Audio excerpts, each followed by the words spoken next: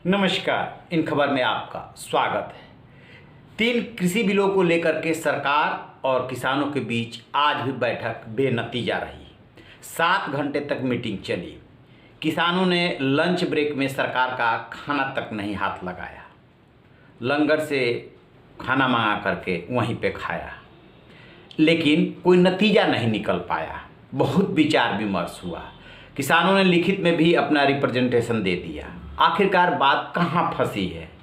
और अब कहा जा रहा है कि 5 दिसंबर यानी कि परसों को फिर बैठक होगी। आज चौथे दौर की बैठक थी। दरअसल मामला यहाँ पे फंसा हुआ है कि सरकार ने यानी कृषि मंत्री नरेंद्र सिंह तोमर ने ये तो आश्वासन दे दिया कि एमएसपी मिनिमम सपोर्ट प्राइस जो है उससे कोई छेड़छाड़ नहीं किया जाएगा, और एपीएमसी जिसके तहत मंडियां कवर होती है उसके साथ भी कोई छेड़छाड़ नहीं किया जाएगा। यानी कि जो व्यवस्था चली आ रही थी वो व्यवस्था चलती रहेगी, ये सरकार जो है कह रही है, आश्वासन दे रही है। और खबर ये भी है कि उसे लिखित में भी आश्वासन देने को तैयार है।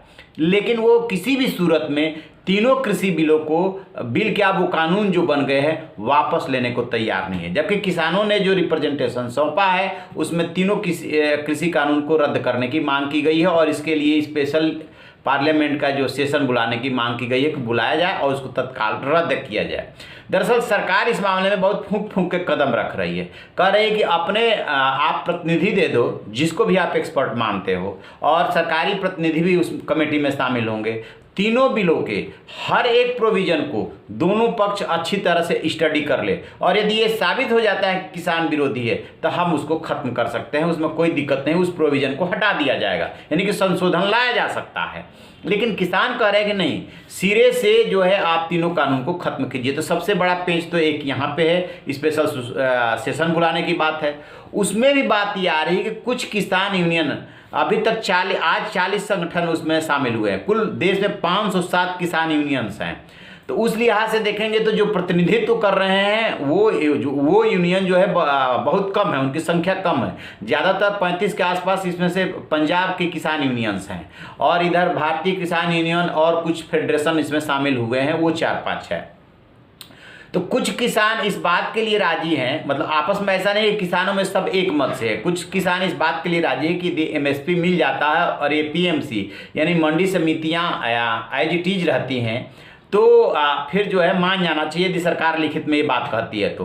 लेकिन कुछ किसान संगठनों का मानना है कि जो कॉन्ट्रैक्ट पे खेती दी जा रही है वो किसी भी लिहाज से किसानों के हित में नहीं है। आगे चल करके जो उद्योगपति हैं या जो व्यापारी बीच में आएंगे वो किसानों का शोषण करेंगे, और उसमें ये भी प्रोविजन है कि किसान जो है कोर्ट में नहीं जा सकेंगे। तो कोर्ट में नहीं जा सकेंगे तो फिर न्याय कैसे मिलेगा?